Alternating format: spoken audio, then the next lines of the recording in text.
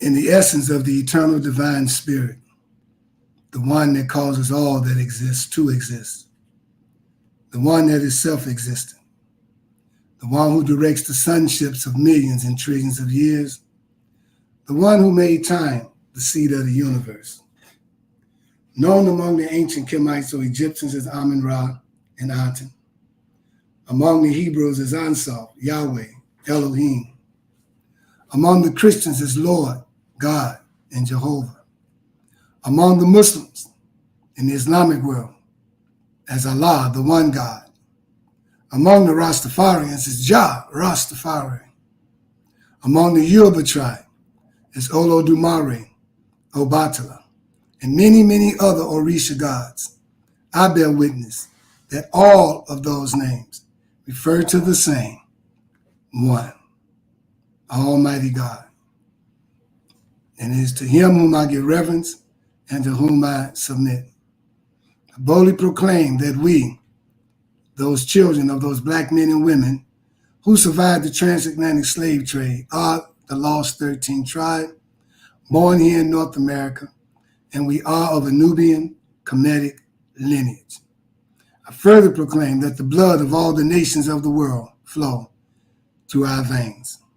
I greet you in ancient but yet holy words of peace, in the languages of our fathers, of Hotep, Shalom, Assalamu alaikum, Abaragani, Alafia, and Ashe.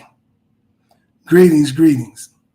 I am Brother Minister Rahim Chesed Aton, founder of this Toma Nation, aka Temple of Mercy Association, along with the co-founder, Minister Omari Jahi Aton, and the First Lady, Sister Makita Aisha Aton. I bring you greetings. We are an all-inclusive, Black conscious, righteous movement dedicated to the upliftment of Black people here in North America and indigenous people around the world. Today is Wednesday, March 6th, 2024, bringing you part 2 from our Sunday lecture entitled The Destruction of the Black Family. And the subtitle is The Reconstruction of the Black Family. So in review, if you heard from us this past Sunday, I only have about 30 minutes. So I just want to let you know that we started with one of our prescribed readings, which was God, the Black Man in Truth, which is written by Ben Ami from a Hebrew perspective. And our other book was Black Root Science.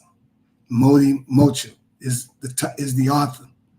And so I wanted to continue where we left off, dealing with what we need to do as parents, Black people, when it comes to the re-education of our children and teaching them these truths that they need to know to become sons and daughters of God, or the great mind, as we in Toma call that entity. So I want to start real quickly with, to educate Black children properly, we must separate from other children. There's no way to teach our children properly as long as they are mixed in with the other races. There are many reasons why that is so, right? But one of the main reasons is we Black people made those other races in our image. So Sunday we showed how that took place, all right? And we're letting you know that how can other parents set in there and let their children hear the truth that we are the gods of this planet and we created them.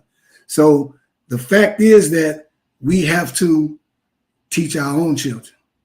And the form and the method that we used hundreds of thousands of years ago, they involve rituals, which help them to relive our past instead of being inside of an enclosed space trying to learn this stuff. This system, this school system that we're under, incarcerates the children. That means like put them in a jail-like environment. And in the black neighborhoods in Chicago, mostly every new elementary and high school that's built either looks like a courthouse, you know, like when you go to court, or it looks like a county jail or something. And so with that type of mentality, you know, they created this system that gives the image or the what you may call the atmosphere of being incarcerated inside a fenced up prison, completely removed from society. See, subliminally preparing our children to start going to court and going to jail and being comfortable with being in a jail-like environment. See, so that's some pretty deep stuff, but that's exactly what they're doing. So we're saying we have to go back to how we once did it. And somewhere in here, we were talking about plants. And that's where I want to go real quick to add that part to it. So first, the children are encouraged to indulge in their imagination, you know, and their imagination dealing with the worlds that they are involved in their mind, in their imagination. It says everyone knows that young children have imaginary friends in imaginary worlds that are as real to them as you and me sitting here. So in this classroom, we're talking about they are encouraged to indulge in these worlds of the imagination to the utmost degree possible for their minds. It also says once all the children entered this imaginary world, the teachers put in it 7 of the original plants and animals using their own imagination. They recreate them into this world the same way you intentionally create objects in your dreams. The first 7 or so plants and animals they put in it correspond to those aspects of character that are the first to develop in a child. Now, let me read this to you. So now we're talking about integrity. We're talking about character. We're talking about happiness, friendliness, activeness. All right. So dealing with just that, this law of integrity of character means that all plants and animals evolve according to the integrity of the character of the dominant culture on earth. I'm going to go back to that hopefully before 7:30. The evolution or the physical development of plants and animals follows precisely in the footsteps of the morality or the immorality of those who comprise the dominant civilization, such as the dominant civilization on this planet that's ruling is the white race. And so plants and animals will evolve from their thoughts. If they're living an immoral life instead of a life of righteous conduct, then they will produce from their minds these kind of animals. Now I'm going to show you what I mean. Okay. In the case of the ancient culture of our ancestors, before the advent of the light races and white races, the animals and plants were far different than they are today. The largest animals were much larger than they are today. The tallest trees were much taller also. They reflected the stature of the people who lived then.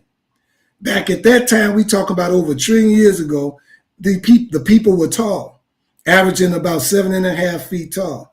The sizes of the largest animals and the tallest trees were a symbol of the dignified stature of these people.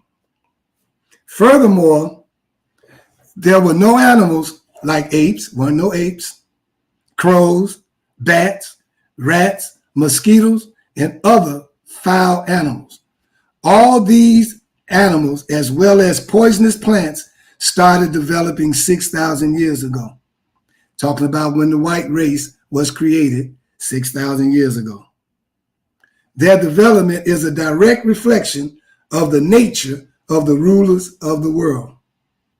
All right, talking about the development of these animals and plants is a direct reflection of the nature of the rulers of the world. Now, to be specific, blood-sucking animals and other parasites are a direct reflection of the parasitic nature of the light races, especially as it is most obvious among Jews, Arabs, and other Near East Asians. Foul animals like snakes reflect their deceptive nature, especially those of Caucasians and Far East Asians like the Chinese and Japanese. Other disgusting animals represent other foul natures of these people. Now, before the light races came into existence, these animals did not exist as they are today.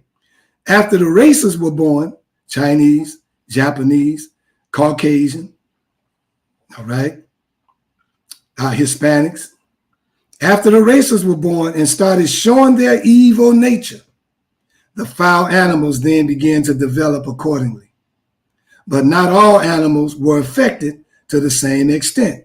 Some animals still retain a large part of their purity. For example, most cats, especially lions, tigers, etc., they retain most of their pure nature. Dogs, on the other hand, were mostly affected, as can be seen in the dog family like coyotes, hyenas. They weren't around when we were peaceably living on this planet by ourselves.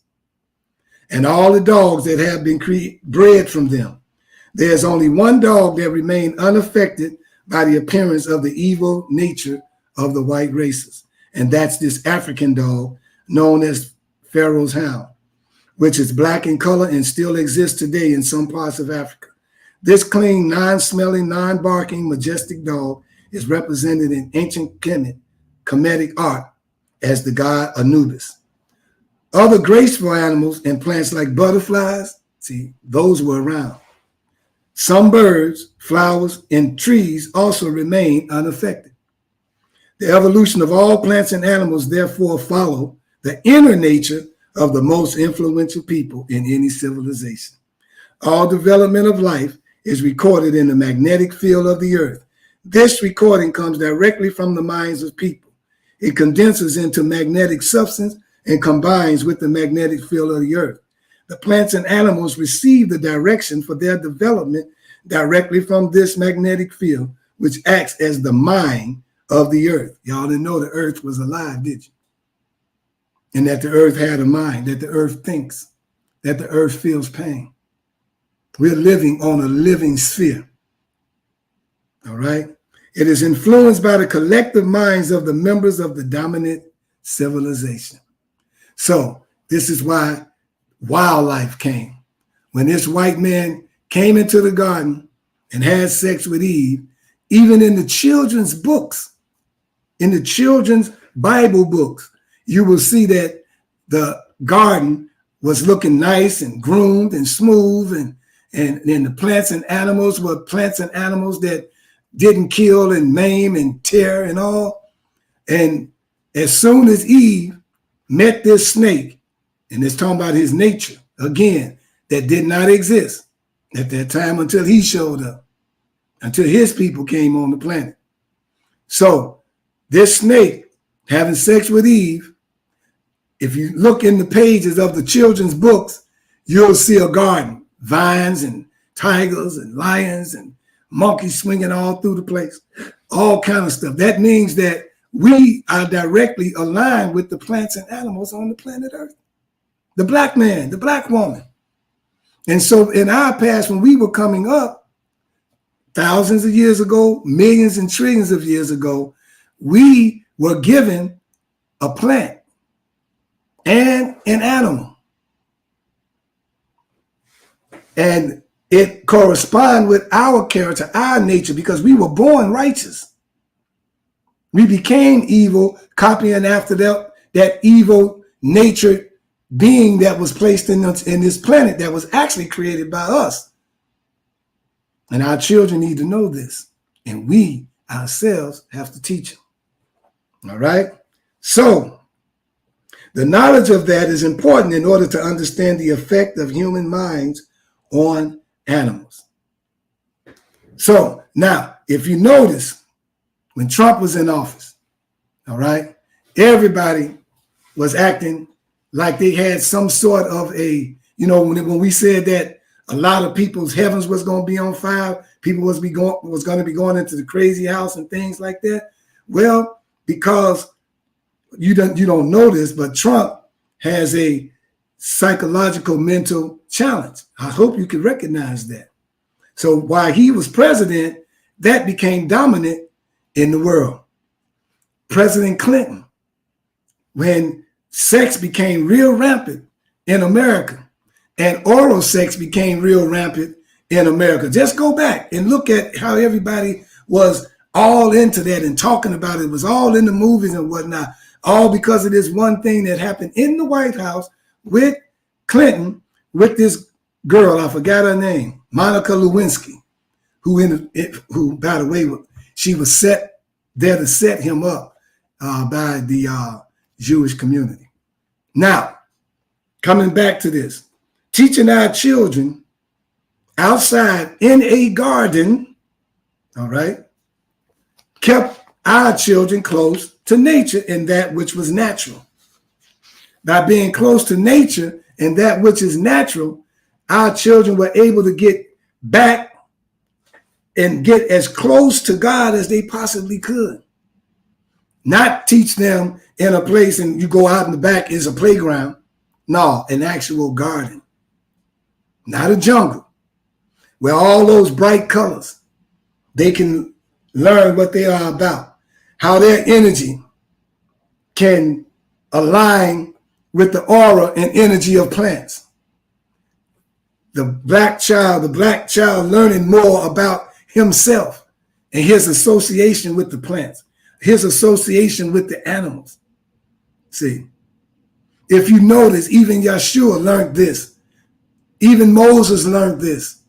They were dealing with nature when they were walking this earth. Moses sent locusts.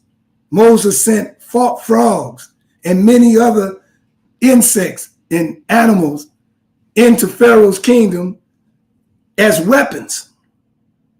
We as black people shouldn't be afraid of bees and spiders and whatnot, because they are there to help us during the time when we are attacked on the same level as Russia attacked Ukraine and on the same level as Israel attacking the Palestinians coming to a theater near us. And we got to be ready, and our children got to be ready. And so because black people are the chosen of God, inside of the chosen is a chosen few.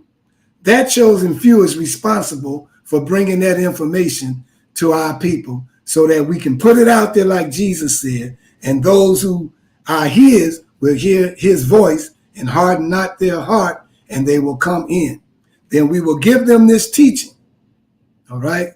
Not just from Black Root Science, but the teaching of all of our prescribed readings so we can be well-rounded, where we can be able to go into any religion that black people are involved in and don't disrespect them because we know about them. We know their history. We know how they think. We know how they pray. See, we got to be almost like an ambassador who know many languages. This is how we are going to get back that which was once ours. It's bigger than just buy back your neighborhood. It's bigger than just buy back all the properties and things. No, we, brothers and sisters, rule this planet. Just like the white man running it now. At one time, we ran it. Our people ran this planet. All right? And that's the level we got to get back on. It might take 300 years, 500 years, but if we don't start, it'll never happen. So we're getting close to that point where we've told our people to homeschool their children. But now they need the curriculum, which means we got to teach parents the curriculum of our brothers and sisters or our children becoming one with nature, becoming one with things that are natural, becoming one with the circuitry of the universe and tapping into its sources. See, if we made all these inventions, almost 99 inventions, almost everything in your house and outside was invented by one of us, and we were in our sleep state because we still got shackles around our brain. Imagine how we was during Kemet. Imagine how we were before Kemet. Imagine how we were over 10, 20, 30 trillion years ago, when there were no white people on the planet in the trillions. That's why they can't think in the trillions. They weren't here. We came with the earth. So imagine how we would become once we know how to hook back in and connect, all right, to the great mind of the universes, the great mind of the galaxies, the great mind of all the constellations. They just put this new telescope out there and they focused on an area in space that looked like it wasn't too many stars around it. It looked like it was just clear. And they focused this new telescope in space. And they thought they wasn't going to see nothing but total darkness. They found more universes, y'all. They're finding more galaxies, you all. They're finding more planets, y'all. And in each universe, brothers and sisters, is another Earth. Like this. And in each universe, brothers, just like that movie called The One, is another you. Yeah. And in reality, you can tap in to that other you if you knew how to control your mind and your thoughts traveling at 24 billion miles per second. You can incarnate in them and see in that world where they are. But now we got to eat right. You got to feed your babies right. See, women got to get back to breastfeeding, but now their bodies got to get right. They got to eat right. Exercise. Stop listening to what the doctors say that they need to do and go back to nature, go back to earth. Getting all the plants in the barks and the leaves and the flowers that they need in order to get their body back in order with nature, being natural. We have a job to do. We're not going to get back into our position of greatness sitting around talking about it. See, and all these religions, if they ain't teaching you this, then you don't need to be there. Because all you getting is that same stuff that everybody else get, and it's all a lot of information, and then you just go away and stay passive and don't speak truth to power. Excuse me. So I'm going to read some scripture because it's almost time for me to go. But I thought I'd tell you that about those plants, because when you heard that these plants were a part, and animals were a part of the schooling. See, they gave a situation in the imaginary world of the children. For example, you want to teach them what sadness is. They feel this sadness and immediately become sick in that part of the body. Then they notice the same effect on one of the animals and the plants. The animal becomes sick, the plant begins to decay. They are then encouraged to remove the sadness and replace it with a happy situation by returning the toys or whatever back to their child, restoring their happiness.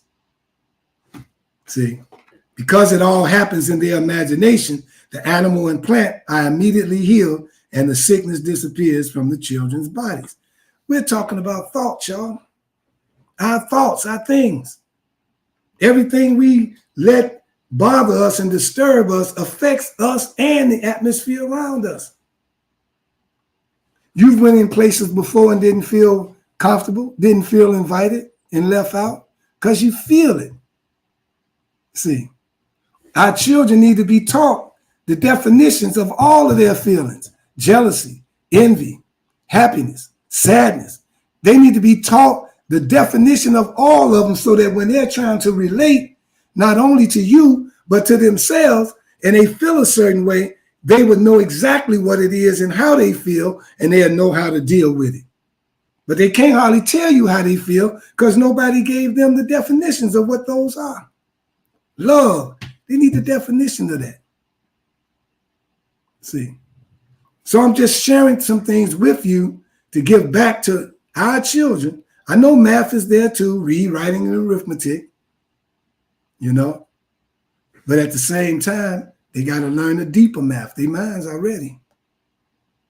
So Toma will be looking at a curriculum for children.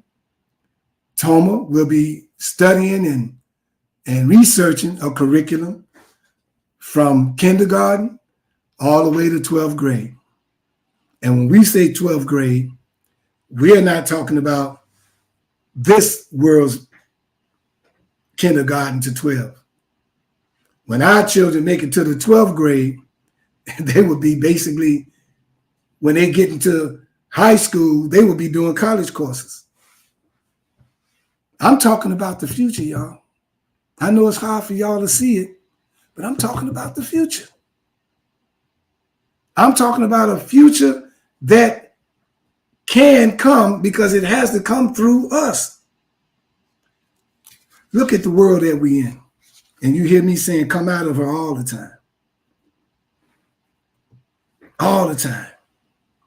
According to Ben Ami, he said the world today is openly hostile toward what's right and what's godly. See, we were born righteous.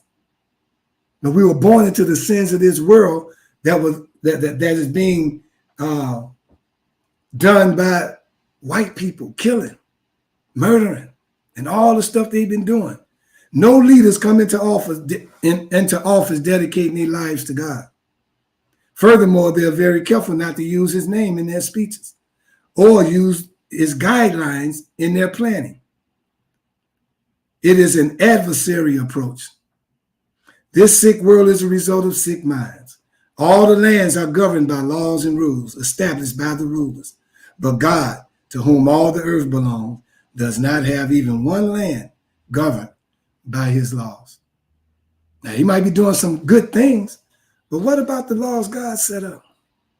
In all of his books, I don't care which text that you get, emerald tablets or whatever, laws and principles of righteous conduct that was given to us through beings that were assigned to this planet from the great mind of all things. All of that was given to us to bring this planet back to its moral righteousness. This is supposed to be a planet of peace. That's why it's rocking and reeling now, because what it was created for and the type of people to inhabit it is not operating under that mentality. And so the earth itself is sick. Isn't that sad?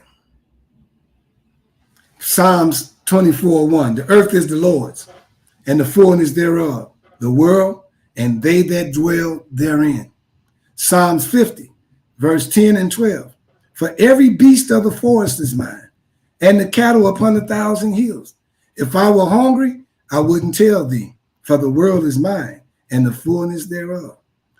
Imagine black people as the gods that they're supposed to be, knowing this type of stuff. And if God is our Father and we his children, then all that's ours too. Because Yahshua said we are not just heirs, but we're joint heirs to that throne. So all that I'm reading is ours. In Haggai, chapter 2, verse 8, the silver is mine, the gold is mine, said the Lord of her host. So everybody else outside of us wearing this stuff stole it. Created this little paper that came from trees to making money so you can trade and barter. But that's ours because the earth is ours. It's 7:29. I'm going to close out. So I'm going to leave you all. I just wanted to share that final information with you all. And so now I'm going to leave you as I greeted you. And you can be with us again on Sunday from 12:30 to 1 every Sunday at 616 East on 71st Street here in Chicago, Illinois. I am Brother Minister Rahim Chesed Aton. I leave you in peace. Hotep. Shalom. In the essence of the eternal divine spirit, the one that causes all that exists to exist, the one that is self-existent. How many men have children and the children never meet their father? See, you created a void in that child because you are a part of that child. Black power! Black power! Black power! Black power! Black power!